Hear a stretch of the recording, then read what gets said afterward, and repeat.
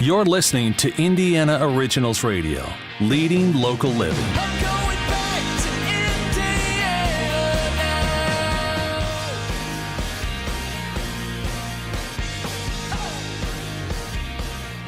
Welcome back to the first day on 93 WIBC. Terry Stacy, and it is that time to bring in one of our favorites. It's an Indiana original, Mel McMahon, the founder of IndianaOriginals.com. Hello, Mel. Good morning, Terry. A week ago, it just went by so fast. My a week gosh. ago, we were at the race, and what a great day it was. And Great it's day. so much fun to work with you. It's fun to work with you. Live, when you do that, just like on location, Yeah. it's so much fun. It was a great race and a great time, and hopefully this next year will pass by and we'll be ready for the next one. Well, and it was great to have Indiana Originals represented on the race day show, too, because Square Donuts was right across Yes. from our broadcast booth. Yes. And so they brought over Square Donuts and just had National Donut Day on Friday here in Monument Circle. Yep. And my goodness. I know. So a much lot going on. IndianaOriginals.com. It's very simple.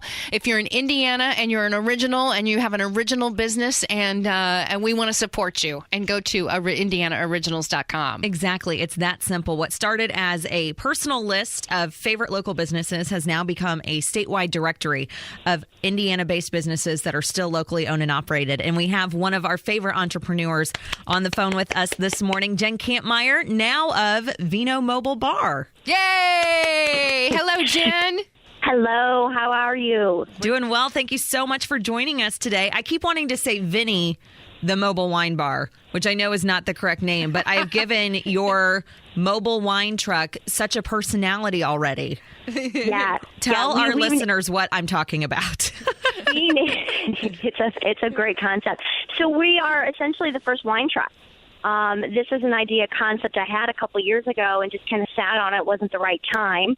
And we got the truck late last year and have been personally rehabbing it. I like to refer to it as our labor of love. And lo and behold, we are unveiling it. Well, actually, we unveiled it last weekend, and we're rolling out this coming weekend to our biggest events ever. So we're going to be all around Indiana, Marion County, Hamilton County, Boone County, rolling into festivals, private events, corporate events.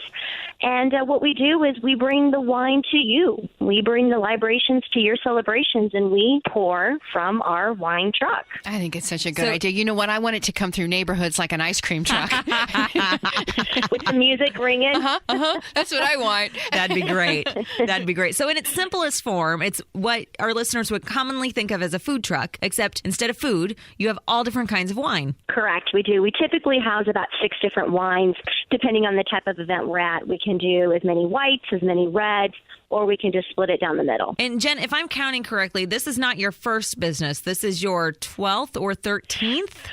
Yeah, we're up to 12, I believe now. Yeah, I am I'm an entrepreneur. I love to create and sell businesses. My businesses typically parallel what's going on in my life. So I've started at the grand old age of 7 with a gumball route. Yeah. Oh, wow. I used to read about kids that what a great investment that was for kids years ago, and you did it.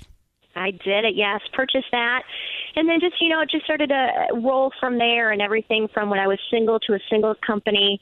When I had my first child, I had what's locally known here as Indie Baby Expo, which then became Bebe Palooza. And then I sold those, rolled it into Ladies Evening Out, which is still around. It's in its 7th year. And then most recently, Indie Family Expo, and then Rock the Cradle. And then I also do now Vinny, Vino Mobile Bar. So you have a teenager now, is what you're telling us. I have a 10-year-old going on 22. Yes, I do. Wow. I love that. I love that you just keep on going and trying new things and becoming more and more successful. I love the idea. I do. Well, it is a labor of love, like I said, but with every one positive, there's, things there's lots of challenges with starting a business. Vinny's been fun, but he's been a little challenging at times, too, with, this isn't working the right way, or this isn't working, or permits or whatnot. So you just have to be steadfast, and you just have to keep moving forward. Well, and it's really a revolutionary concept. I mean, when you're applying for permits and stuff, people don't even know what you're talking about. Pretty much.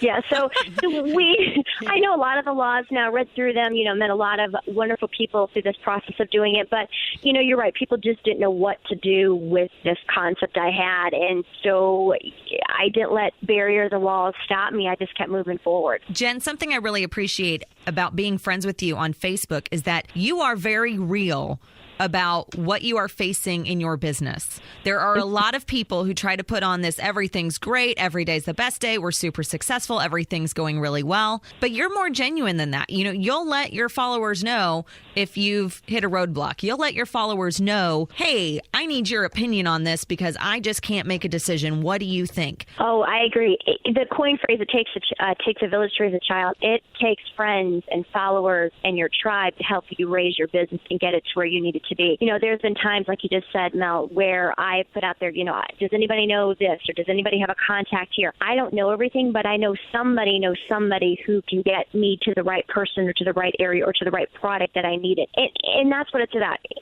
For every one good day, you're going to have two bad days. That's just the way it is. It's the way it rolls. But I try not to put on that, that fake that, it's all rainbows and unicorns, because it's not, frankly. Some days it's like, what am I doing? Did I make the right decision? But, you put on your boots and you go to work and you try to make one good thing happen throughout the day. What is the best piece of advice you've received from another entrepreneur or business leader? I had a mentor about 8 years ago that told me this phrase. He said, keep your highs low and keep your lows high, float through the middle, and that's going to help equal everything out. And it is so true, because you'll have one great day or two great days, and then you're like, oh my gosh, what just happened here? I thought I was it can be a roller coaster, but you have to be honest with yourself. You have to be steadfast and know that truly believing in yourself that this is what you want to do, and then just go for it.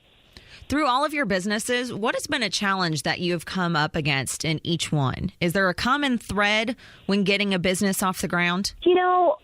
With mine, I think it's just getting a tribe to follow you. And what I mean by that, Seth Godin is one of the best mentors out there. I read all of his books. I follow his blog. And your tribe. So you may have 1,000 likes on Facebook, but if only one person is talking about you, what good does that really do? So it's keeping yourself centered in gravity and going, I've got 3 or 4 people in my tribe.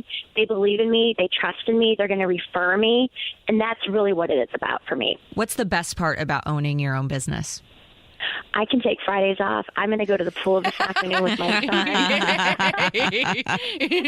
I kind of like that too. I think that's all our dream, to be entrepreneurs, so we can do just that. But I know it takes a lot of hard work in the meantime. Absolutely. Well, and Jenn, would you agree that, it's kind of different? I'm at home. I'm, an entrepreneur, and I still figure out a way to put in my radio stuff and various other things that I do. But, I don't have a regular 9-to-5 work day. Because the baby might need something in the middle of the day, or you might have a special meeting that starts at 7:30. So maybe you take a break afterwards and you're answering emails at 8:00 at night. Have you figured out a rhythm yet in all your years of experience of being your own boss? I think each business has been its unique own thing because of event planning. The events would happen at night. Now I'm moving into the Vino bar, and it's going to be more of a weekend event. So I'm switching my schedule around where I'm spending more time with my son during the week now that we're going into summer, because on weekends, my staff and I will be doing these events. So I think each business has been itself. But I will say I keep to a schedule where it's up at 5:30. I do my yoga meditation. I do my spiritual time. Then I'm on the email. I try to get as much done in 2 hours before my son wakes up during the school year. Now he's sleeping a little bit more, which is nice. But, it's still, to me, it's still an 8 to 10 hour day, depending on how I block it up and use it.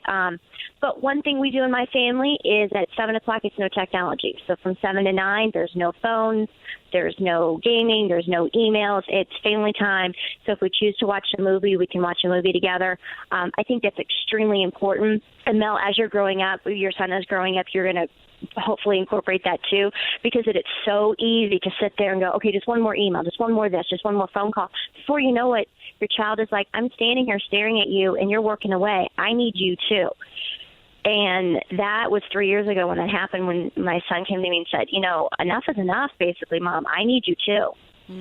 Yeah, or he's walking away while you're on your phone, and then he's, falling over the dishwasher door. So you're like, ah!